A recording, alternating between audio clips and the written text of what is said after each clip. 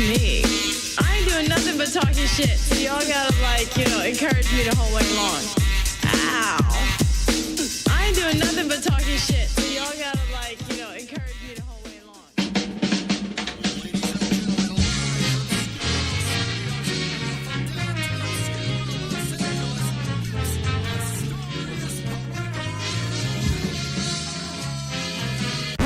What did you say, nigga? So you can just suck my cock.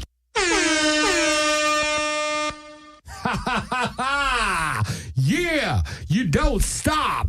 Put your zipper back up and let me not see your cock. You know what I'm saying? Clock, clock, clock. Bop, bop. You got drool on your lip. You need to wipe that shit. What's going on, man? What's going on? This is, the Nestorious, the Glorious, the hip-hop flavor. You don't stop. The Ear Master, the Plaster Daster. You know what I mean? The Master Blaster. The Master Blaster. The Shasta Crackster. The Shasta Crackster. The Root Beer Shasta. Yo, we just back from a little hiatus. Right around this time of year, it just happens that a Negro got to step off and, see the sights and shit. Do things. You know what I mean? Do things right. Where'd you go? Yo, I was in New York, But anyway, I'm Nestorious, your host, Nestor Rodriguez, a.k.a. Nestorious. That's my man, Rich, my co-host and my homie, my right-hand man, Rich Corbin. What's up? What's up, everybody? Get the formal introductions out the way, man, because I get a little... Right. Because I get a little crazy and shit, man. Like y'all didn't know. Nah, you don't get crazy. Hey, yo, if you are out there just for shits and giggles, and you are listening to us live on skidrowstudios.com, you can call us and interact with two albino Negroes. And that number is 1-800-893-9562. But that number should be on your video screen there at the bottom. So, just reiterating that shit. So, yeah, man, konnichiwa. ¿Cómo está mi gente? Hey, what's going on? Or as Jesse Jackson would say, how do you do it? We watched the show. We watched the show. What the hell did Jesse Jackson say? Yeah. Yeah, that's on AM 640. Yeah, he says my man plays like clips of Jesse Jackson, and out of context, it sounds like pure gibberish. Mm-hmm. So on the way up here, he was going, "God to get looters, and you got to call and decipher what Jesse Jackson just said in that clip. That was just one clip that. And tonight, there's a bunch. Tonight, for whatever reason, they had nothing but like 9-year-old kids calling in. I guess the parents can't understand 8-year-old gobbledygook, so they get their kids to fucking call in and they understand. So he says, guards against looters. But Jesse Jackson says it, guards against looters. Guys again, looters. The dude is out of his mind. Anyway, so that's the deal. Why I get into all that shit at this particular time? It's how we like to warm up for the show. Yeah. We listen to Jesse Jackson. At this particular time, I'm not sure. But I got to text Simon. Simon said he was going to be calling in. Simone? At some point today. Yeah, Simon Kaufman. Simone Kaufman? Yeah, Simon Kaufman. So I'm going to just text him. But yeah, before we go right off into that thing, I want to give a big rest in peace to Mike Nichols, the director, writer, producer, and comic. Mm-hmm. He died yesterday at the age of 83 of cardiac arrest. If you don't know who Mike Nichols was, he was the director of Who's Afraid of Virginia Woolf, The Graduate, and The Birdcage. Those are three pretty interesting film references. Who's Afraid of Virginia Woolf, of course, with Elizabeth Taylor, The Graduate with Dustin Hoffman, and The Birdcage with Robin Williams, amongst other films that he directed, and theater, and directed record albums, comedy record albums, and he was in the EGOT club, as Rich was mentioning to me that there's only been 12 EGOTs. 12 official, like the Not real 16? list. No, there's 12. So for those of you guys that don't know what an EGOT is, it's EGOT, which is one person who has won all 4 awards: the Emmy, the Oscar, the Emmy, the Grammy, the Oscar, and the Tony. Of course, the Emmy is for TV. The Grammy is for sniffing cocaine. The Oscar is for, and the Tony is for Broadway. So real quick, he won an Oscar for 1967's The Graduate. He won 2 Emmys for HBO projects Wit and Angels in America, which I got the pleasure of seeing on Broadway, Angels in America, Part 1 and 2. Tony Kushner, about the AIDS epidemic in America. A Grammy for a comedy album in 61 and a Tony Award. And he won actually an astonishing 9 Tonys in all. A run that included 7 for Best Director, starting with 1964's Barefoot in the Park. Great play, by the way. I'm pretty sure you've read it, Rich. Barefoot in the Park? Barefoot in the Park. Very good play. Yeah. You'd actually be very, very good in one of the parts. Yeah.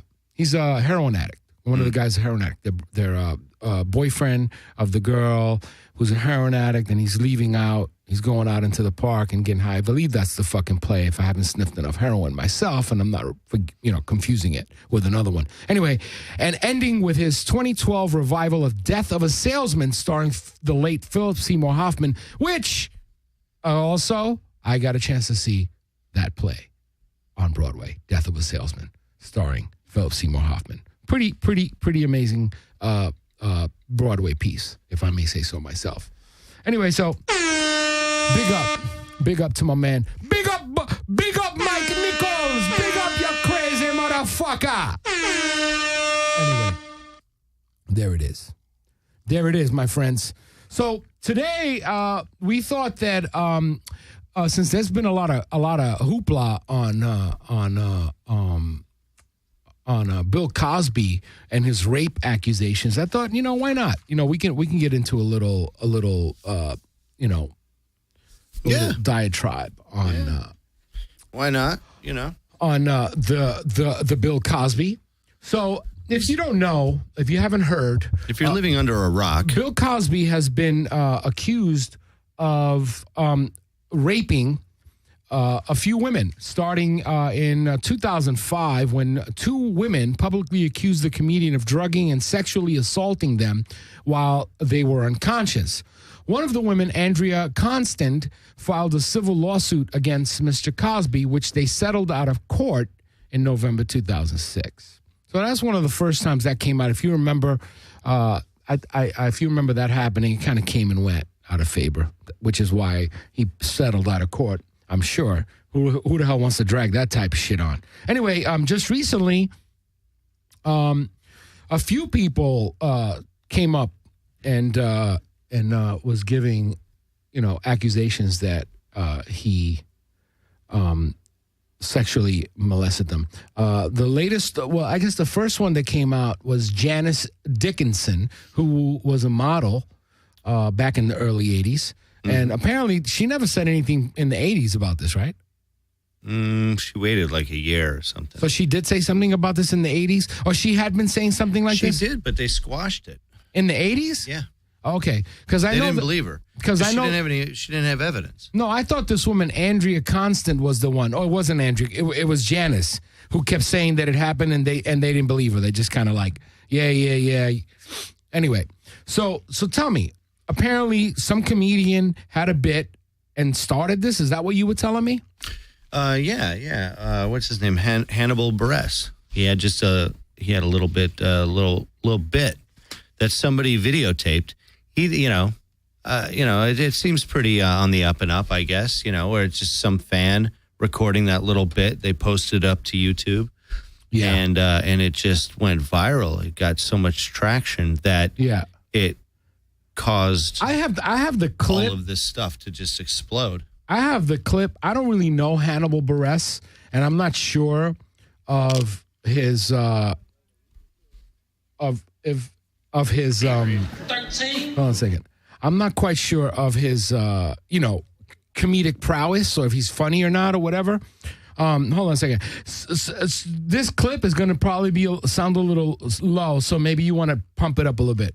So, all right. So I have Hannibal Buress's clip that apparently jump-started the media craziness of Bill Cosby being accused as a... This is an absolute snowball effect. Bill Cosby has the fucking smuggest old black man public persona that I hate.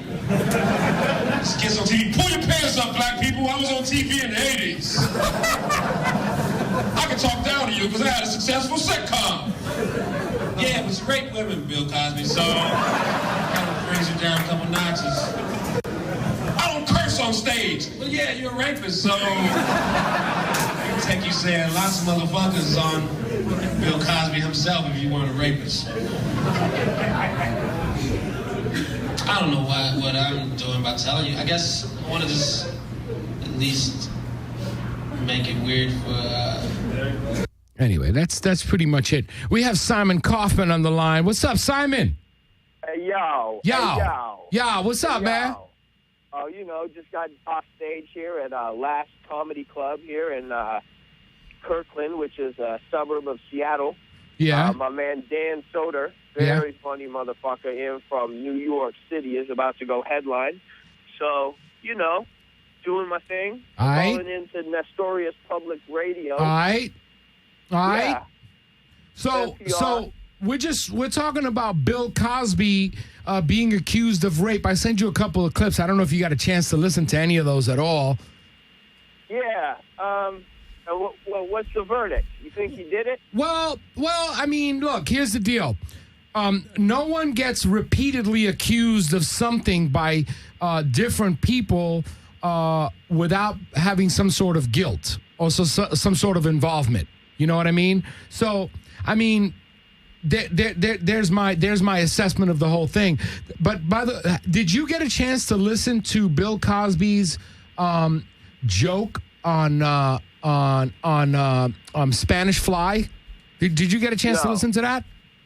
No, but I am familiar with the Beastie Boys song Spanish Fly. Yeah. No, we're not talking about the Beastie Boys. But let me ask you a question. If I play this, Jenny, if I play this clip, will he be able to hear it? I'll hear it.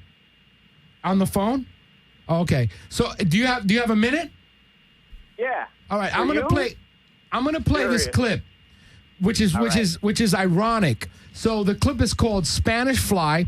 I personally think it's a brilliant clip. It's Bill Cosby, the genius comedian that he is at his finest. And it's ironic because if you don't know what a Spanish Fly is for, you young fucking pricks out there, it's back in the 70s what Puerto Ricans and blacks used to put in a white girl's drink to get her to pass out so we can take advantage of them. So it was called the Spanish Fly. It's a little fucking powder, and you just on a fucking drink. So, like if a Latino or a black dude offered you a drink and you're a white girl, if you were smart, you'd go, "No, thank you," and you'd walk the fuck out. You know what I mean? So anyway, let me play this shit and just hold on. It's about a 2-minute clip, 2 minutes 30 seconds. All right. All right. Cool. When I was 13, man, start talking about. Hold on a second. When I was 13, man, start talking about weird things. No, really. Stand on the corner. You know anything about Spanish Fly? What? Spanish Fly? It always happens when you're 13. Only when you're 13 on up to like when you get married. Guys stand around and talk about Spanish Fly, and it never starts with one of the guys on the corner. It's always some strange 13-year-old that says, "You know what? You know anything about Spanish Fly?" "No, tell me about it." "Well, there's this girl, Crazy Mary. You put some in her drink, man. She... Yeah, Spanish, oh yeah, that's really groovy, man. Spanish Fly is groovy, yeah, boy. From then on, man, anytime you see a girl, what's your eyes on Spanish Fly, boy? Go to a party, see 5 girls standing alone. Boy, if I had a whole jug of Spanish Fly, I'd light that corner up over there.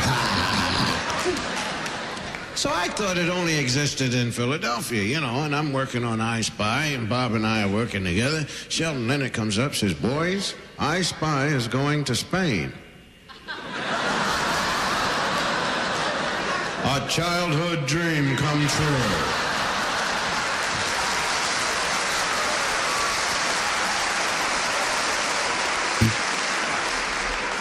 I said to Bob, because he don't know nothing about it. I said, "Hey, Bob, you know what I'm going to pick up when I'm in Spain?" He said, "Spanish Fly." I said, "Wait a minute, man. How'd you know about it?" He said, "Are you kidding? There's a girl in my neighborhood in Berkeley named Crazy Mary. We gave her some... And Every time he told me a story, I had heard it. Every time I told him a story, he had heard it. We all knew the same story. So I figured there's got to be a guy about 2,000 years old that looks 13 going around the world. You guys know anything about Spanish fly?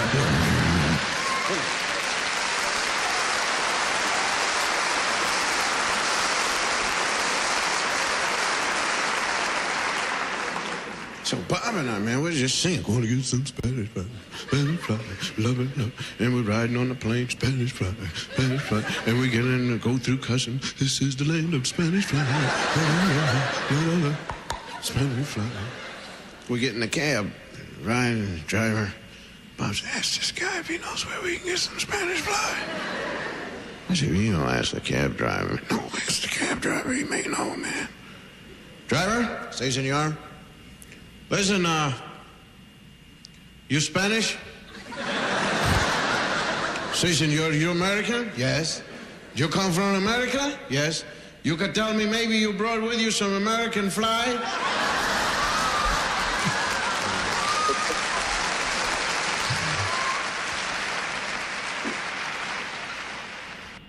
There you go.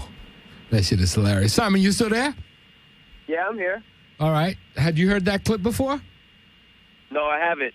That shit is hilarious, man. So anyway, so what's your? Have you heard anything about this? What's your take on it? You know, I was watching the news earlier tonight, and one of the women that accused him also says that he paid her off, gave her like thousands of dollars over the years. And my question is, if you're getting $1,000 for rape, is that still rape? Because if that's the case, well, I'm here's the available deal. right now. Are you talking about the woman who settled out of court that we were just talking about earlier, Andrea Constant, or are you talking about a different woman who was allegedly raped and then he kept paying her money? One of the alleged rape victims received thousands of dollars from him. Right. So my question is, if you're getting thousands of dollars, is that still rape? Number one. Well, it depends. It depends on if it legitimizes her claims of rape. It depends on if he's sliding both fingers in or just one finger. Because if he's just sliding one finger, then that's just that constitutes like an ice cream social. You know what I mean? Yeah, at what point is it not rape and it's just like paying for sex? That's just practicing to be a gynecologist. Yeah. Well, I mean, I don't know. Here's the deal. Here, the woman who, after Hannibal Buress, his stand-up bit on Bill Cosby being a rapist, yet he's so smug. The woman who came out, Janice Dickinson, who was a model in the 80s and apparently was trying to get into the Cosby Show and yada yada yada. You know, she's the one that has been coming. That came forth, the first one, to say that Bill Cosby had offered her alcohol and then some pills just mind you, just after she came out of rehab. So in other words, she gets out of rehab and then she calls Bill. Bill says to her, why don't we meet in Lake Tahoe? We go over dinner and we'll talk about this job that's going on. So she says, and I got a clip. I got a clip of her saying this, which kind of goes along the vein of what you're saying. Give me a second. I'm going to play this, and then you tell me what you think, all right? All right.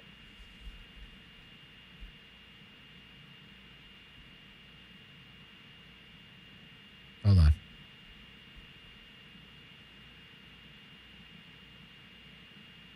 All right. Okay, it's rendering. These fucking YouTube clips. We're building a better world at times. These fucking YouTube clips. You set them up, right? You keep them there, and then after a moment, they fucking freeze up on you, and then an advertisement comes on. That's a white way of saying advertisement or an ad. Advertisement. You remember that, Rich? That was good. That was good. An advertisement. You know what I mean? Yo, because the Negro got an education. You know what I'm saying? Word. All right, 3, 2, 1 second, and we're gonna go right now. We're gonna go live. There we go. Here we go. These fucking cocklickers. Here we go. Here we go. What the fuck's going on with this clip? Jesus Christ. Anyway, let me reload this page. Anyway, so basically, while I reload this stupid shit. Let me Well, while you load that, let me ask Simon. Did you also hear, though, Simon, that that Carla Ferrigno, that's Lou Ferrigno's wife, apparently he tried to kiss her, or he did kiss her. He, like, pulled her in and grabbed her, and that was back in let's see. Damn. And then he turned into the Hulk. Yo, but hold on a second. What did you think of that clip, that Spanish Fly clip? That shit was hilarious, no? Well, but I don't know if that clip could be used as evidence to come back. No. It's not evidence. There's no. It's funny. It's funny. But I mean, look. Here's the thing. I agree with you. What you're saying is usually when there's 15 people all accusing the same thing. But at the same time, it's like, what took him so long? That's one question I have.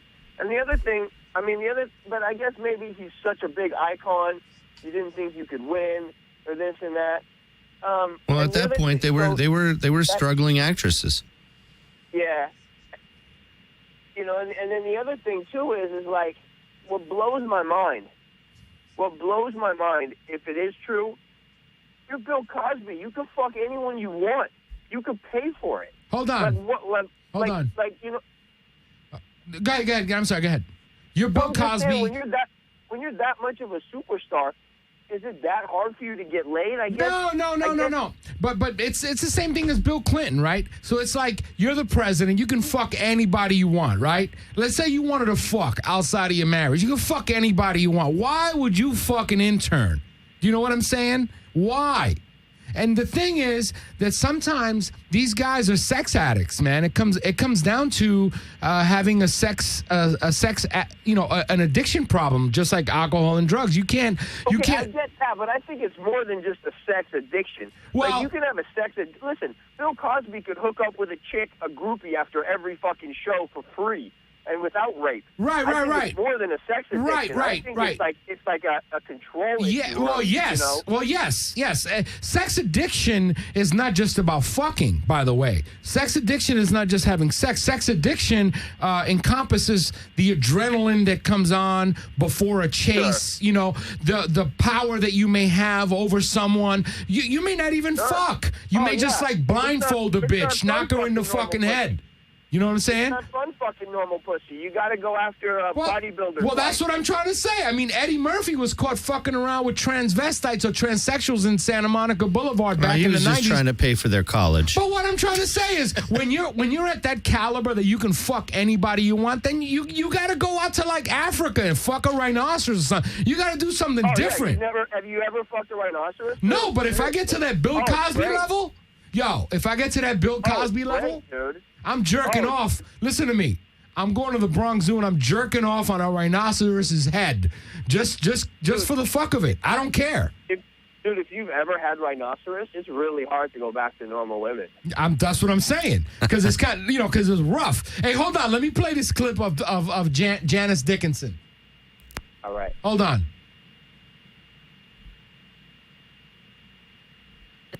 Accusing Bill Cosby of sexual assault now widens. Meanwhile, Cosby remains silent. His camp thus far has declined our invitation to tell his side of the story, but there are others who continue to come forward and tell theirs. Yep, 80s supermodel Janice Dickinson is one of them, and she is speaking only to us for the first time, claiming that she was sexually assaulted by Bill Cosby. Her story is our top story tonight as another alleged Cosby victim tells all.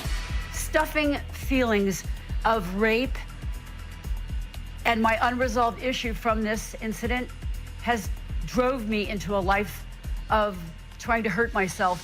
Janice claims it happened in 1982. She says Cosby had called her once before during a stint in rehab. He then later had her fly from Bali to Lake Tahoe, where the comedian was performing. After dinner, in my room, he had given me wine and a pill, and the next morning I woke up and I wasn't wearing my pajamas, and I remember before I passed out that I had been sexually assaulted by this man. The last thing I remember was Bill Cosby in a patchwork robe, dropping his robe and getting on top of me. And I remember a lot of pain. Were you trying to fight him off? Were you trying to, what were you? I don't remember fighting him off. I just remembered what the is going on. When you say he gave you a pill and alcohol, you were just in rehab. He knew damn well I was in rehab. And when this turned so ugly, why not go to the police right then? I was embarrassed and ashamed. Did you ever tell anybody about this? I can't remember that. I don't. Anyway, there's a few things in that little article, in that interview. First of all, when she said, you know, when Bill Cosby took off his robe and he got on top of her, all she felt was a lot of pain. It's not clear if she felt pain because he's heavier than her and he was on top of her, or his big black cock pretty much like severed her fragile, womanhood. Because, when you come out of rehab... Well, two things. I don't think her womanhood was fragile. And number two... Well, when you come out of rehab, you're pretty fragile. You know what I mean? And number two... When you come out of rehab, you've already had a life of hurting yourself. Right. So you're used to the pain. You didn't start hurting yourself that night. Right. Well, so that's the first thing. The second thing is, so to answer your question, which is your initial question, is that if someone's paying you thousands of dollars, then how is it rape? Now, I just want to say this because I know there are a lot of women who listen to the Nestorius Public Radio Show. I, myself, Nestor Rodriguez, a.k.a. Nestorius, the Papadopoulos, the paparazzi killer, that the motherfucking bitch that slaps you in the mother head and was also raped by Bill Cosby. Was also raped by Bill Cosby, exactly. No, but what I want to say before I move forward is that I do not condone rape, and, rape should be punished by personally having a dude's cock be cut off. That's my thing. That's how I'm extremist. Fuck it. You rape a woman, but there's a gray area is what we're talking about here. But if you rape a woman, you should have your cock and balls cut off. That's just me. But then again, that's why I'm doing a podcast and I'm not the president. You know what I'm saying? Yeah. You know what I mean? But to answer your question, so my thing is, right? So she flies. He flies her from Bali, right, to Lake Tahoe. He flies her, right? So what? She went to rehab in Bali, right? And so if you went to rehab, right, in Bali or wherever the fuck you went, either the rehab, you wasted your fucking money, because the first thing you should know when you come out of rehab is that you can't safely have a drink or a drug. Yeah. And the first fucking thing she does is she accepts his fucking wine and she takes his pill without even knowing what the fuck it is, according to her story. Yeah. So what I'm saying is there's some fucking responsibility that she has to take on her part. That's all I'm saying. That's just so far. So I agree with you, man. Hey, but listen, I gotta go, dude. I gotta cut you short real quick. That's okay. I just realized I gotta get back up in there, man. Yo. But the one thing I'll say before I go is maybe the best thing to do is just let this all get handled out in the courts too, man. Yeah, no doubt. Well, hey, it's not like we have much of a say in it. Yeah, we're just talking shit here. Like our intro song says, we're just talking mad quantities But of hey, shit. if you think you got a handle on this, Simon, you run down there. Yo, when are you coming? What's your deal, man? You coming back to L.A. anytime soon? February, January, after my birthday at the end of January. Oh, okay. Everything else going on all right up there? Yeah, really well. Cool. Really well, man. All right, yo, thank you for calling in, bro. We'll catch up soon. All right, sounds good. All right, peace, man. All right. Big up. Big the fuck up, Simon, you Jewish motherfucking Kaufman. You know what I mean? No, but my thing is to continue and finish that whole thing there. My whole thing is that, like, and we can sit and we can blow holes through everything that she says all day long, because everybody, you could blow holes through anything anybody says. But what I'm trying to say is, look, all right, look, I'm going to move forward, because what I've crafted here for tonight's episode of NPR is nothing short of pure genius. Okay? We have a caller. The caller, who's all right? Hold on. Let me set this up real quick, because the caller's gonna I know the caller's gonna start bashing my fucking point of view of okay. So I just want to set this up. So LA Unified School District argued a middle school student consented to sex with her teacher, and that's okay in California. This is a true story, okay? And hold on, caller, and then we'll go back to this, because this kind of goes into, so basically this dude Elkis Hermida, 28, was a math teacher at Thomas Edison Middle School in Southeast LA starting in December of 2010. He carried on an inappropriate relationship with a 14-year-old student for 6 months. He was sentenced to 3 years in prison for lewd acts against a minor in July of 2011. So basically, my man gets 3 years in jail in the trial. He gets convicted, but then the girl's parents want to sue Los Angeles Unified School District for emotional duress that the girl and they suffered. So it's a civil suit. The civil suit said, with the LA Unified School District's lawyer, they said that since the young girl, the underage girl, the minor, consented to this relationship, thus sexual relationships with the guy, that she's culpable and that he's not really 100% at fault. So therefore, the girl nor the girl's parents are eligible for monetary compensation from LA Unified School District. I'm gonna go back to some of this stuff, but I wanted to set that up because that kind of went with what I was trying to say with Janice. Janice Dickinson. Okay, caller. Hello. How are you? Sorry for keeping you holding. I'm good. I'm kind of put off, like, hearing this example. Hold on, we gotta hang up. We gotta hang this up. Hello? I can't hear you, caller. Hello? Can you hear me? Yes, I can. I'm fucking with you. Go ahead, Rosemary. This is my This is Notorious Public Radio's #1 fan, Mrs. Rosemary Rodriguez, an utmost fucking talented female. Stop kissing her ass. She's gonna hand it to you anyway. No. I'm gonna get handed the fucking silver. I'm gonna get handed the silver. I'm gonna get handed the silver-studded dildo platter. I get it. She's gonna rape you when you get home. I get it. But she's like, Anyway, go ahead, Rosemary. I missed the last couple minutes because I was on hold. But going back to, like, Simon's thing, when he's talking about, well, why not just, why isn't it just called paying for sex then? Just because women speak out and then get money.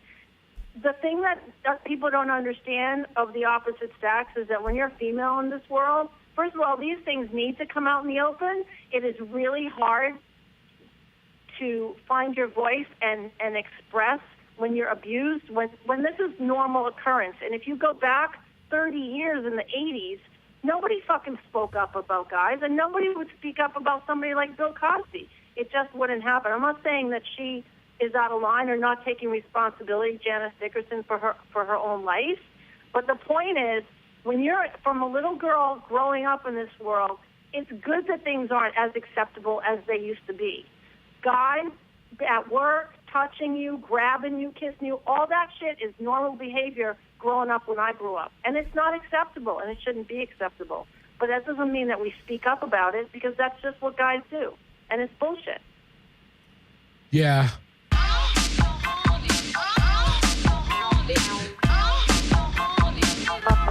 I set myself up for that. What happened? I know I set myself up for that. No. I agree with Rosemary. I'm sorry. I had to play Me So Horny because it's kind of like a representation of the 80s and how women were objectified in music videos, and I was. They still are. Yes. You and I have this conversation all the time, and I wholeheartedly agree with you 100%. I just want to be clear on that. I wholeheartedly agree with you 100%. I think that there is no coincidence that Bill Cosby has been getting accused since 2005, and women have been popping up here and there. I think that...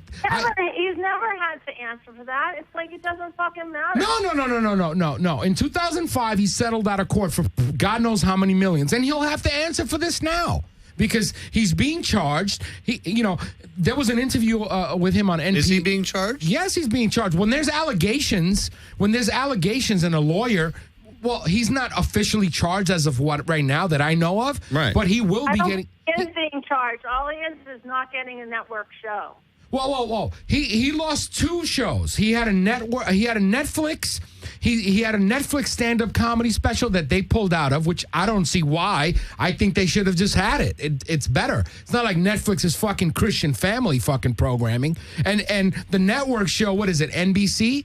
There's nothing more offensive on NBC than 90% of their TV shows. I would have had fucking Cosby, the Cosby Show on there and up their fucking ratings. I mean, I don't see what the problem is. I think what they should do is show the Cosby Show and show that on Netflix, and all the proceeds should go to women's shelters across the country. There you go. There you fucking go. But listen. He's not being charged as of yet. When I said charged, I meant he's going to have to be held accountable. When 15 women come out and they get lawyers and they press charges on you or they accuse you of something, that lawsuit has to go to court and thus litigated. Like officially litigated. So his lawyers are going to have to come forth and, you know, there'll be a jury, there'll be a judge, and he'll have to pay for it one way or another. I just think in 2014, it still comes down to people blaming the victim, and I just think it's bullshit. No. It's not. Look. It's not blaming the victim. I just think that women in this country, they want to have their cake and eat it too. And this is where I stand on this, right? You can't pull your pants down, show your ass, and then all of a sudden, you know, when guys treat you a certain way, which guys are the way guys are, okay? You know, and then guys will come fondle your ass and then go, oh, he sexually molested me. All I'm saying is, Janice Dickinson, and I know this is going to come off as chauvinistic. I don't want to discuss her because she sounds like, you know, like a bimbo. She's not taking responsibility for her own life. Right. Okay, we don't have to discuss her then. What I'm talking about is bigger. What I'm talking about is every time someone in sports, a football player, something happens, a basketball, the first instinct that everybody has here, or the majority of people in this country, are like, oh, she's out to get money. What was she doing with him? Why was she with him? But here's the deal. Why was she in his hotel room? But here's the deal. Here's the deal. As a woman, and women in this country, they need to find other avenues for affirmation and for self-preservation and for confidence and for, you know, feeling, you know. That's a separate issue. You're mixing. No, that's part of the issue. That's part of the issue. Hold on. If 2 people want to have consenting sex as adults, 2 consenting adults, that's fine. That's not what we're talking about. We're talking about an abuse and crossing a line and abuse. Okay. That's what we're talking about. And it's nothing to do with self-esteem or anything else. It has to do with one person overtaking another person. It's abuse. I get it. It's abuse. I get it. He didn't force her, and I'm talking about this one who brought forth this whole slew of allegations. He didn't force her to meet him in Lake Tahoe. She came on her own accord because she wanted a job. And right there, if he did this, he's clearly abusing his power and taking advantage of her because she just got out of rehab. She is vulnerable. She needs money. She's weak, and he's a scumbag if he did that, for sure.